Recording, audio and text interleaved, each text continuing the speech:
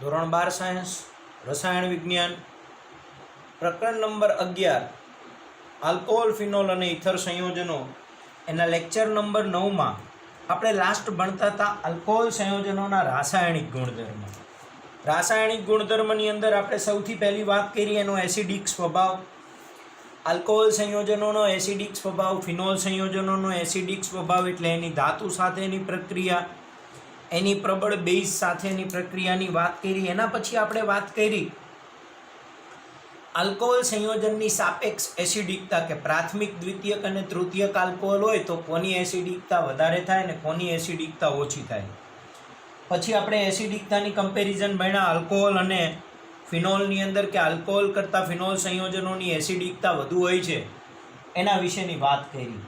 હવે આજે આપણે આલ્કોહોલની અંદર OH બંધ તૂટવાની પ્રક્રિયામાં એસ્ટરીકરણ પ્રક્રિયાની વાત કરીએ. આપણે કે આજે આપણે બીજી પ્રક્રિયા ભણીએ એસ્ટરીકરણ.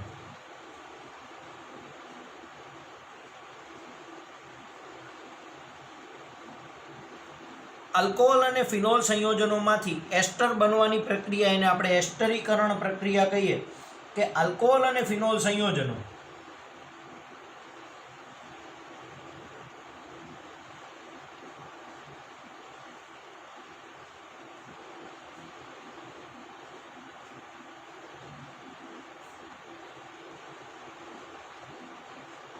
કાર્બોક્સિલિક એસિડ,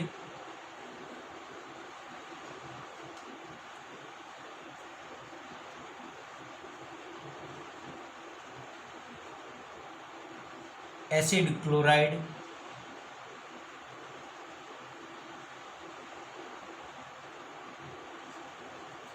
અને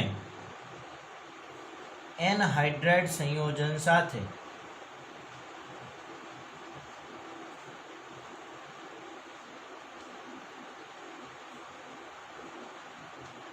પ્રક્રિયા કરી એસ્ટર સંયોજન આપે છે.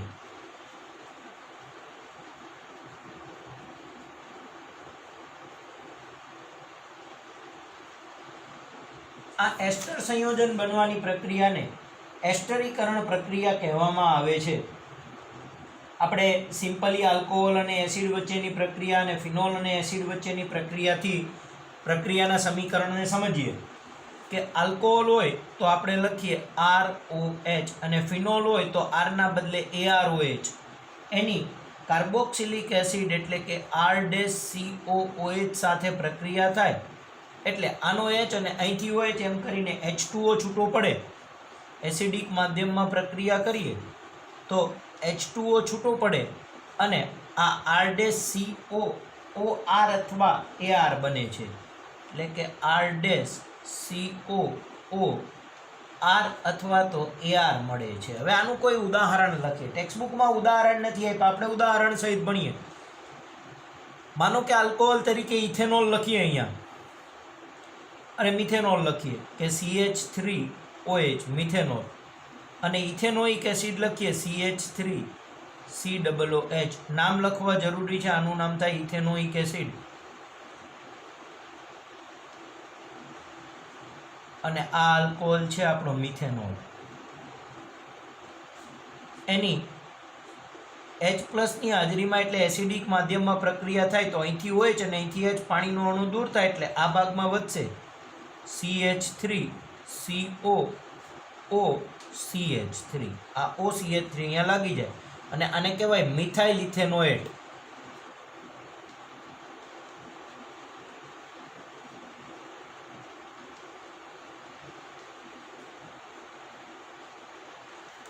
આને ખાસ સમજીએ. હંમેશા આલ્કોહોલનો આલ્કાઇલ ભાગ છે એ અહીંયા જશે અને આલ્કાઇલ આલ્કેનોએટ OH હંમેશા જેટલા કાર્બનવાળો લો ને એટલા કાર્બનવાળો જ બને. અહીંયા 2 કાર્બનવાળો એસિડ લીધો તો ઇથેનોએટ બને, 3 વાળો લીધો તો પ્રોપેનોએટ બને, 4 વાળો લીધો તો બ્યુટેનોએટ બને, અને અહીંયા 2 લીધો તો અહીંયા ઇથાઇલ, પ્રોપાઇલ એવી રીતના થાય. હવે માનો કે ફિનોલની પ્રક્રિયાની વાત કરીએ. ફિનોલ લખીએ. આ એકનું ઉદાહરણ લખો એટલે તમને સમજાઈ જાય. અને ઇથેનોઇક એસિડ સાથેની પ્રક્રિયા કરીએ CH3COOH અહીંયા લખીએ ફિનોલ અને ઇથેનોઇક એસિડ.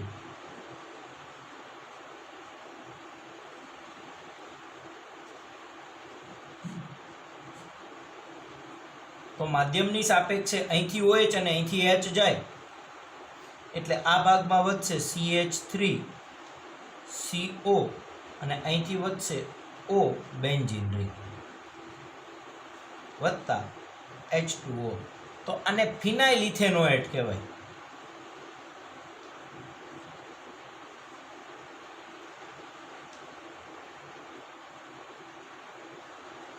તો નામકરણમાં તમારે ઘણી બધી વખત તકલીફ પડતી હોય છે. તો એસ્ટરના આ ભાગને આલ્કાઇલ અને આ ભાગને આલ્કેનોએટ એ રીતે નામ લખાય છે.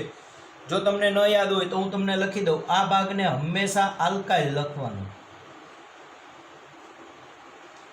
અને આ ભાગમાં જેટલા કાર્બન હોય એના સ્વરૂપે એને આલ્કેનોએટ લખવાનું અને એમ કરીને એસ્ટરનું નામકરણ લખવાનું આલ્કાઇલ આલ્કેનોએટ. તો તમને બધાને આ પ્રક્રિયા સમજાણી હશે.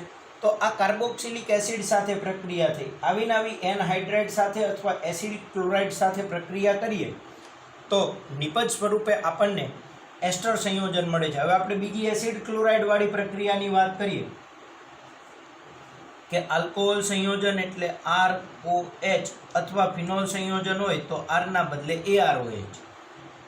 એની એસિડ ક્લોરાઇડ સાથે એટલે કે R-COCl સાથે પ્રક્રિયા કરવામાં આવે ત્યારે ઉદ્દીપક તરીકે ખાસ યાદ રાખીએ પિરિડીન ઉદ્દીપકની હાજરીમાં આ પ્રક્રિયા થાય છે ભાઈ.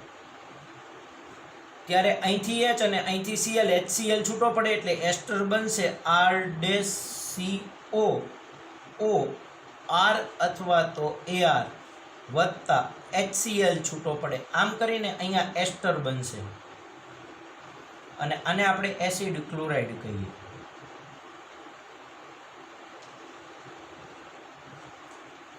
તો આ સંયોજન આલ્કોહોલ અથવા ફિનોલ થયું. તો આલ્કોહોલ અથવા ફિનોલની એસિડ ક્લોરાઇડ સાથેની પ્રક્રિયાથી એસ્ટર મળે છે. એસ્ટરનું નામકરણ તમને આવડે આલ્કાઇલ આલ્કેનોએટ. આને આલ્કાઇલ અથવા ફિનાઇલ કહેવાનું ને આ ભાગને આલ્કેનોએટ કહી દેવાનું. હવે આ જ રીતે ત્રીજી પ્રક્રિયા એસિડ એનહાઇડ્રાઇડ સંયોજન સાથે પ્રક્રિયા થાય. તો એસિડ એનહાઇડ્રાઇડ સંયોજનની વાત કરીએ તો ROH એટલે આલ્કોહોલ અથવા AROH એટલે કે ફિનોલની એસિડ એનહાઇડ્રાઇડ એટલે કે R-CO ટ્વાઇસ O સાથે પ્રક્રિયા થાય ત્યારે એસિડ એનહાઇડ્રાઇડની પ્રક્રિયા છે એ આપણે સામાન્ય રીતે એસિડિક માધ્યમમાં કરીએ છીએ. તો એસિડિક માધ્યમમાં કરીએ એટલે નિપજ સ્વરૂપે આપણને R-CO R અથવા AR એટલે કે ફિનોલ વત્તા R-COOH નિપજ સ્વરૂપે છૂટું પડે છે. તો આ એસ્ટરીકરણની પ્રક્રિયા દરમિયાન આપણને નિપજમાં પણ કાર્બોક્સિલિક એસિડ સંયોજન મળે છે. હવે આ કાર્બોક્સિલિક એસિડ સંયોજન કઈ રીતે મળે એને જો આપણે સમજવું હોય તો અહીંયા સમજીએ કે માનો કે ફિનોલ લઈ લઈએ તો ROH એની એનહાઇડ્રાઇડ સાથે પ્રક્રિયા થાય તો એનહાઇડ્રાઇડનું બંધારણ લખીએ R-COO CO R-. હવે એસિડિક સ્વભાવની વાત છે એટલે આ બંધ તોડો એટલે ઓક્સિજનવાળો ભાગ માઇનસ બનશે ને હાઇડ્રોજનવાળો ભાગ પ્લસ બનશે. અહીંયાથી એક બંધ તોડો તો કાર્બનવાળો ભાગ પ્લસ બને, ઓક્સિજનવાળો ભાગ માઇનસ બને. કાર્બનવાળો ભાગ પ્લસ બને એની સાથે માઇનસ જોડો ને માઇનસ સાથે પ્લસ જોડો એટલે ઉપરના ભાગ સાથે OR જોડાઈ જાય એટલે RCO OR- એસ્ટર બની જાય અને નીચેના ભાગમાં H જોડાય એટલે નિપજ સ્વરૂપે R-COOH એટલે કાર્બોક્સિલિક એસિડ અને એસ્ટર છૂટો પડે છે. તો આ પ્રક્રિયા તમને હવે ખબર પડી હશે. આના નામકરણ માટે આને એનહાઇડ્રાઇડ કહેવાય. માનો કે આપણે 2 કાર્બનવાળો એનહાઇડ્રાઇડ લઈને પ્રક્રિયા સમજીએ તો ઇથેનોઇક એનહાઇડ્રાઇડથી સમજીએ તો એનું બંધારણ લખાય CH3COOCH3 એટલે ઇથેનોઇક એનહાઇડ્રાઇડ થયો. માનો કે આપણે ઉદાહરણથી સમજીએ આ પ્રક્રિયાને તો આ થયો ઇથેનોઇક એનહાઇડ્રાઇડ.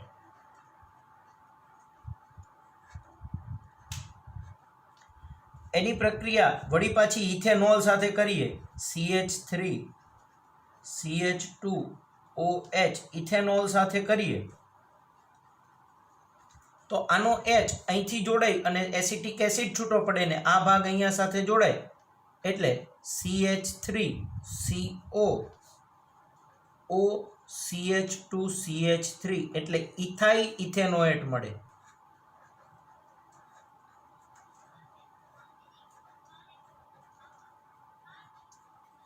વત્તા નિપજ સ્વરૂપે કાર્બોક્સિલિક એસિડ CH3COOH એટલે ઇથેનોઇક એસિડ છૂટો પડે છે.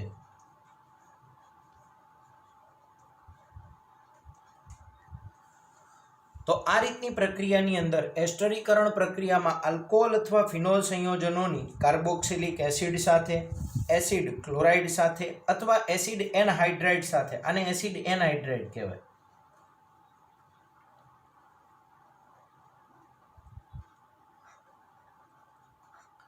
એસિડ એનહાઇડ્રાઇડ સાથે પ્રક્રિયા થઈ અને નિપજ સ્વરૂપે આપણને એસ્ટર મળે છે. તો અહીંયા 3 પ્રક્રિયાની વાત કરી. પહેલી પ્રક્રિયા એસિડ સાથે, બીજી પ્રક્રિયા એસિડ ક્લોરાઇડ સાથે અને ત્રીજી પ્રક્રિયા એસિડ એનહાઇડ્રાઇડ સાથે. તો એમ કરી અને 3 પ્રકારે રાસાયણિક પ્રક્રિયા થઈ આપણને એસ્ટર મળે છે. આ ઉપરાંત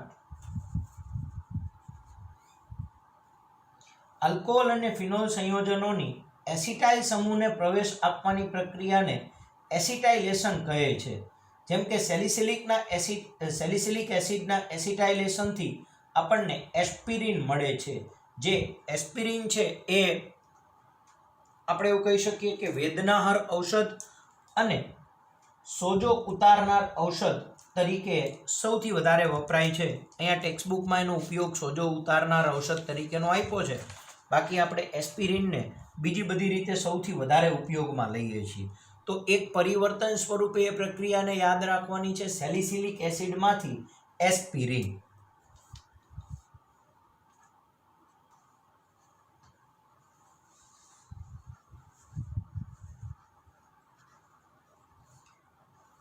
સેલિસિલિક એસિડમાંથી એસ્પિરિન અથવા સેલિસિલિક એસિડનું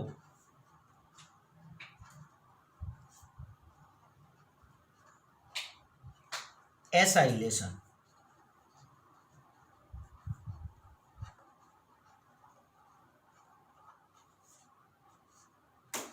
ખાસ આ બે પ્રશ્નને યાદ રાખીએ. સેલિસિલિક એસિડનું એસાઇલેશન પૂછે અથવા સેલિસિલિક એસિડમાંથી એસ્પિરિન પૂછે, બે પ્રશ્નનો જવાબ એક જ થાય કે સેલિસિલિક એસિડને એસિડિક ઉદ્દીપકની હાજરીમાં એસિડ એનહાઇડ્રાઇડ સાથે પ્રક્રિયા કરતા આપણે એને વાક્ય સ્વરૂપે લખીએ કે સેલિસિલિક એસિડને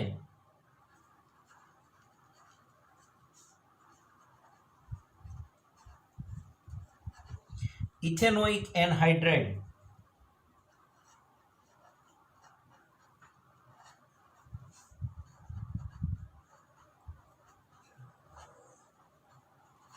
હવે ઇથેનોઇક એસિડનું પ્રચલિત નામ તમને ખબર છે, કયું થાય? ઇથેનોઇક એસિડનું પ્રચલિત નામ શું થાય? તો તમને બધાને આવડશે. ઇથેનોઇક એસિડનું પ્રચલિત નામ થાય, બરોબર, હું અત્યારે બોલતો નથી, તમારે એ નામ યાદ રાખવાનું છે. એનો એનહાઇડ્રાઇડ સાથે પ્રક્રિયા થઈ એસ્પિરિન, જેનું IUPAC નામ છે એસિટાઇલ સેલિસિલિક એસિડ,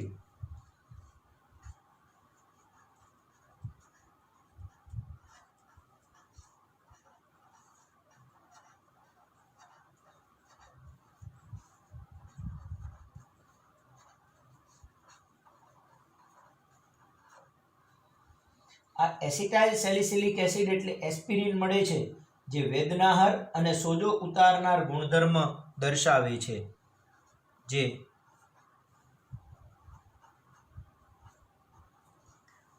વેદનાહર ઔષધ,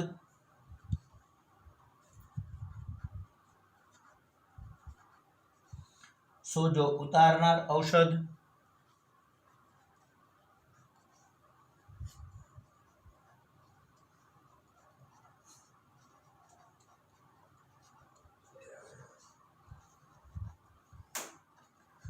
અને તાપશામક ઔષધ તરીકે વપરાય છે.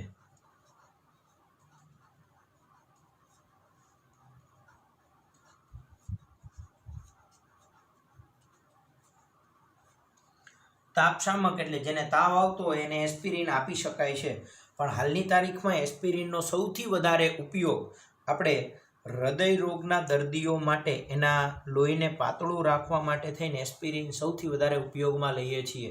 પણ ટેક્સ્ટબુકમાં આપણને 3 ઉપયોગ આપ્યા છે, એટલે 3 ઉપયોગને ખાસ યાદ રાખીએ. વેદનાહાર ઔષધ, સોજો ઉતારનાર ઔષધ અને તાપશામક ઔષધ તરીકે એસ્પિરિનનો ઉપયોગ થાય છે. આનું સમીકરણ છે એ તમારે બધાએ ખાસ યાદ રાખવાનું છે કે એસ્પિરિન બનાવવાનું છે સેલિસિલિક એસિડમાંથી. સેલિસિલિક એસિડ એટલે COOH અને OH.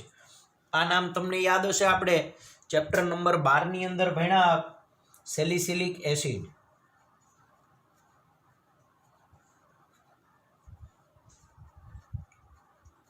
આ સેલિસિલિક એસિડની ઇથેનોઇક એનહાઇડ્રાઇડ એટલે કે CH3CO OCOCH3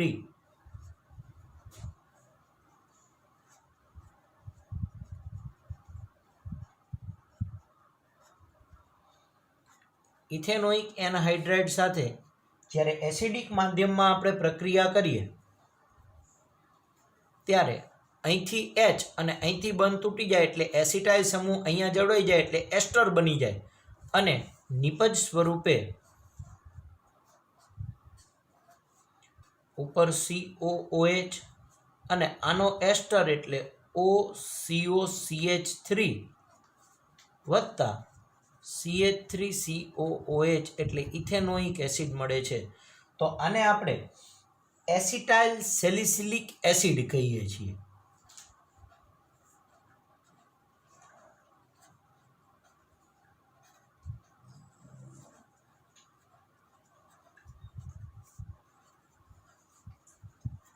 અને આ એસિટાઇલ સેલિસિલિક એસિડ એટલે એસ્પિરિન.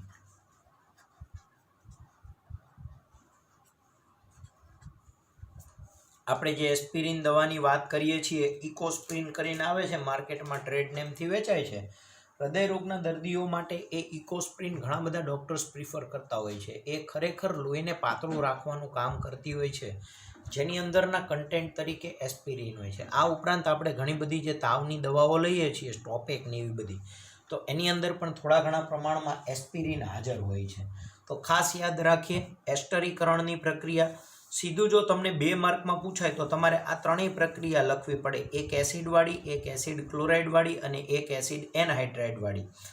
આ પ્રક્રિયા તમને 2 માર્કના એક સમીકરણ સ્વરૂપે પૂછાશે કે સેલિસિલિક એસિડમાંથી એસ્પિરિન સમજાવો.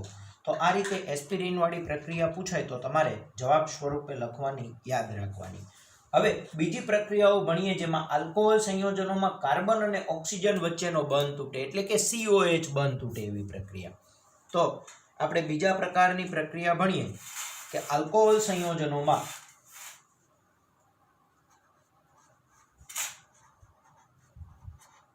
એવી પ્રક્રિયા કે જેમાં આલ્કોહોલ સંયોજનમાં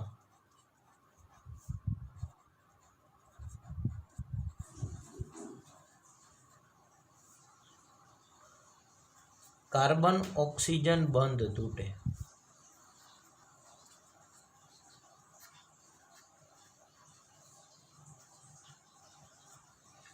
કાર્બન ઓક્સિજન બંધ એટલે કે CO બંધ તૂટે તેવી પ્રક્રિયા.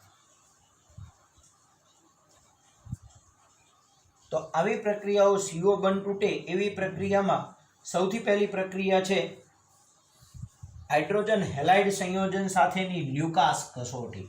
હાઇડ્રોજન હેલાઇડ સંયોજન સાથે એટલે કે લ્યુકાસ કસોટી સૌથી પહેલી પ્રક્રિયા છે. બીજી છે ફોસ્ફરસ ટ્રાયહેલાઇડ સાથે. ત્રીજી નિર્જળીકરણ પ્રક્રિયા છે. ચોથી એની ઓક્સિડેશન પ્રક્રિયા છે. તો એમ કરી અને આલ્કોહોલ સંયોજનોની COH બંધ તૂટે એવી ટોટલ 4 પ્રકારની પ્રક્રિયા આપણે ભણવાની છે. આલ્કોહોલ સંયોજનમાં COH બંધ તૂટે એવી ટોટલ 4 પ્રક્રિયા ભણવાની છે.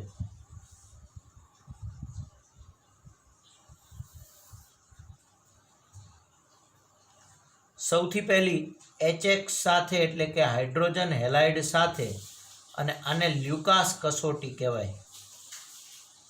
જો તમને લ્યુકાસ કસોટી યાદ હોય તો આપણે ચેપ્ટર નંબર 10 ભણ્યા હતા હેલો આલ્કેન અને હેલો એરિન સંયોજનોમાં, એ લ્યુકાસ કસોટી. પછી PX3 સાથે એટલે કે ફોસ્ફરસ ટ્રાયહેલાઇડ સાથેની પ્રક્રિયાની વાત કરીએ, એ પણ આપણે આલ્કોહોલ સંયોજનની ફોસ્ફરસ ટ્રાયહેલાઇડ સાથેની પ્રક્રિયા પણ હેલો આલ્કેન અને હેલો એરિનમાં ભણ્યા. ત્રીજી પ્રક્રિયા ભણવાની છે આલ્કોહોલ સંયોજનોનું નિર્જળીકરણ પ્રક્રિયા, અને ચોથી પ્રક્રિયા ભણવાની છે આલ્કોહોલ સંયોજનોના ઓક્સિડેશનની પ્રક્રિયા.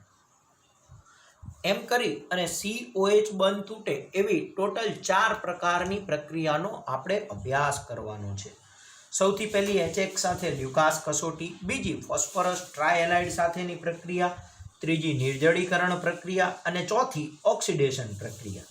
તો એમ કરી અને 4 પ્રકારની પ્રક્રિયામાંની સૌથી પહેલી પ્રક્રિયાની વાત કરીએ તો હાઇડ્રોજન હેલાઇડ સાથે લ્યુકાસ કસોટી.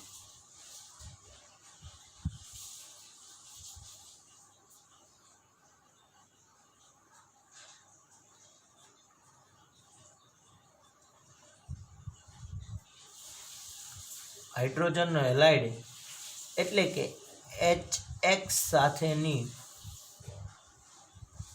લ્યુકાસ કસોટી.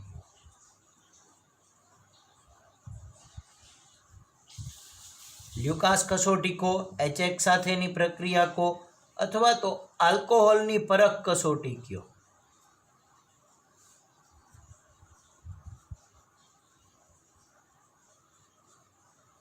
બધું એક જ થયું. તમે હાઇડ્રોજન હેલાઇડ સાથેની પ્રક્રિયા કયો, લ્યુકાસ કસોટી કયો કે આલ્કોહોલની પરખ કસોટી કયો, આ પ્રક્રિયા મેં તમને 10મા ચેપ્ટરમાં વાત કરી હતી, તમે ભણીને આવ્યા છો.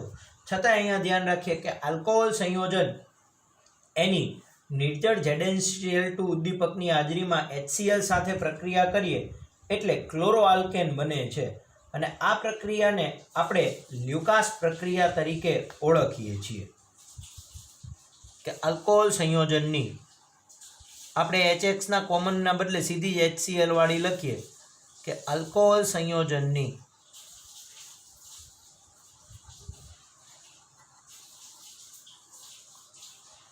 નિર્જળ ZnCl2 ઉદ્દીપકની હાજરીમાં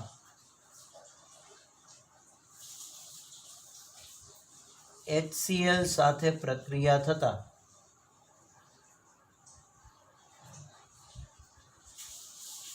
ક્લોરોઆલ્કેન મળે છે.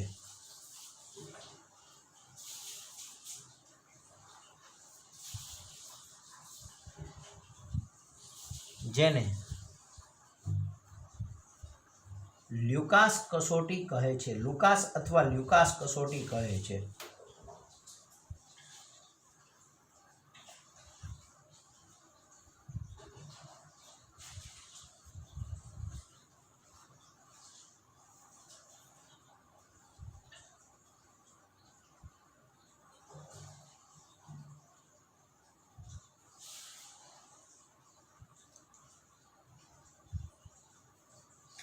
તો આ પ્રક્રિયાને આપણે લખીએ લ્યુકાસ કસોટીને, તો એવું લખીએ આલ્કોહોલ સંયોજન એટલે ROH, આલ્કોહોલ સંયોજન.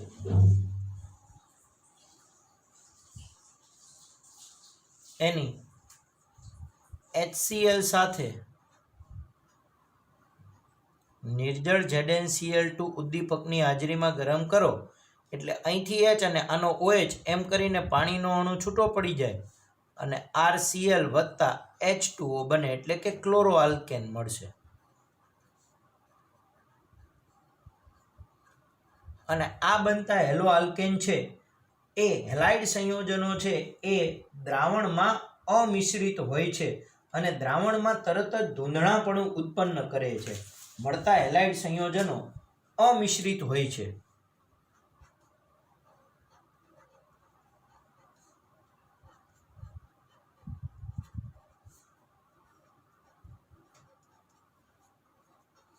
અમિશ્રિત હોય છે.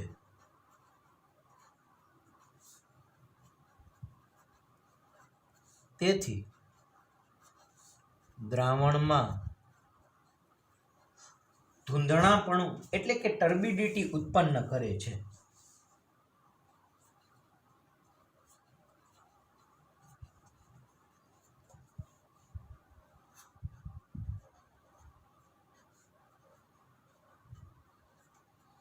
ધૂંધણાપણું ઉત્પન્ન કરે છે. તૃતીયક આલ્કોહોલ સંયોજનો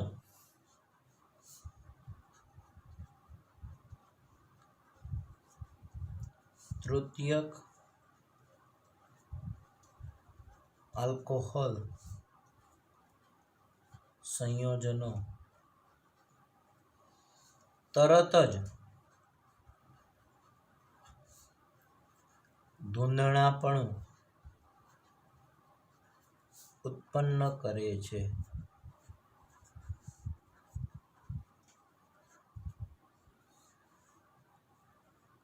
આથી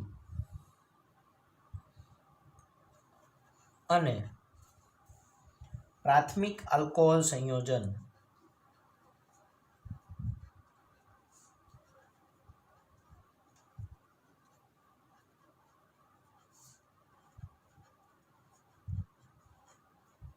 ઓરડાના તાપમાને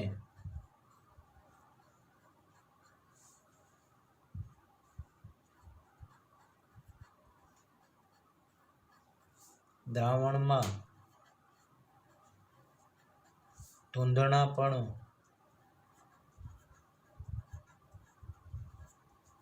ઉત્પન્ન કરતા નથી.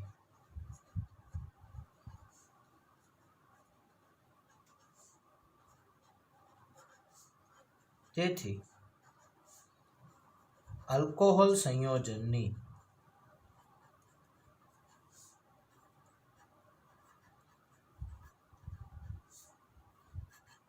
પરખ કરી શકાય છે.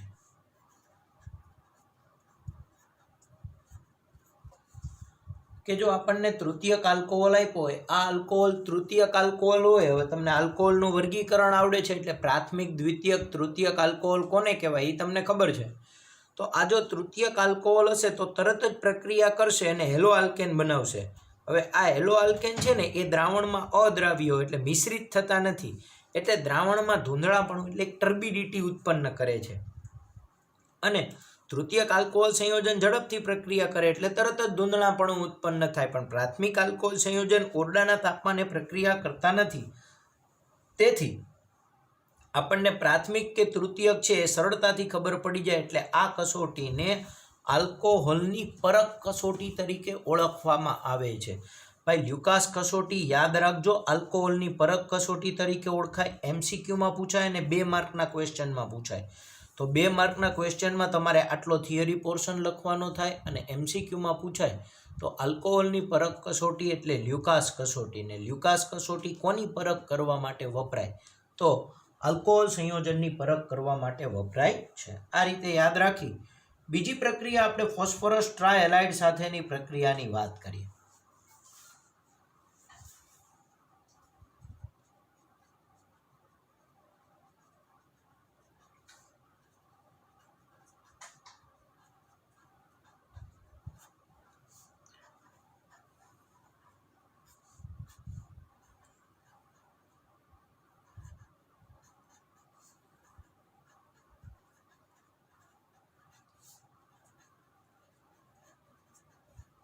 કે આલ્કોહોલ સંયોજન ફોસ્ફરસ ટ્રાયહેલાઇડમાં ટ્રાયક્લોરાઇડ અથવા ટ્રાયબ્રોમાઇડ સાથે પ્રક્રિયા કરે છે અને નિપજ સ્વરૂપે આપણને હેલો આલ્કેન આપે છે, એટલે કે આલ્કાઇલ બ્રોમાઇડ અથવા આલ્કાઇલ ક્લોરાઇડ સંયોજન આપે છે. લખીએ. અને આ પ્રક્રિયા અહીંયા ટેક્સ્ટબુકમાં નથી આપી, ચેપ્ટર નંબર 10માં આપી છે. ખાસ યાદ રાખીએ કે આલ્કોહોલ સંયોજન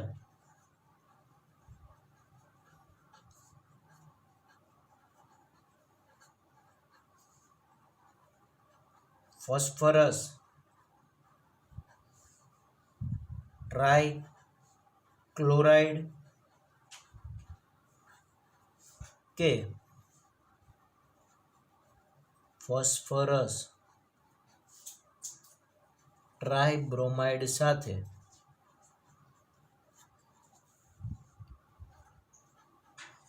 પ્રક્રિયા કરી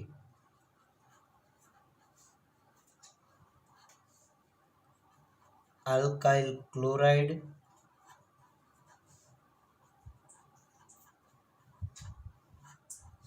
કે આલ્કાઇલ બ્રોમાઇડ સંયોજન બનાવે છે.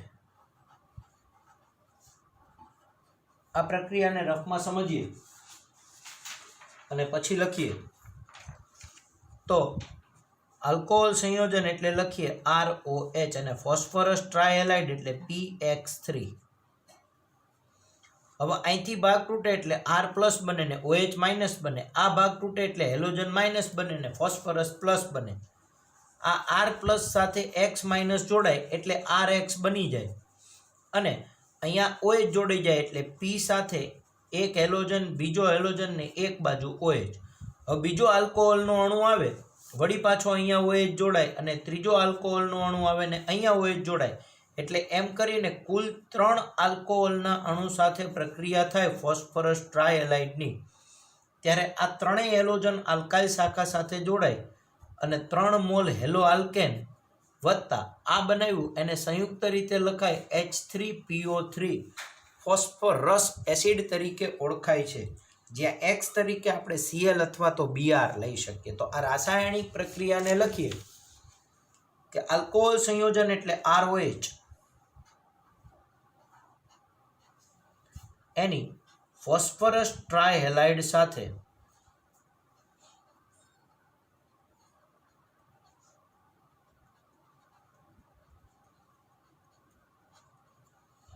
પ્રક્રિયા થાય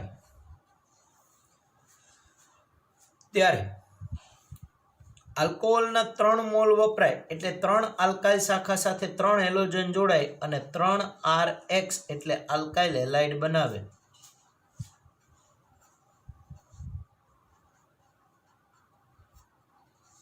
અને વત્તા H3PO3 એટલે ફોસ્ફરસ એસિડ છૂટો પડે છે.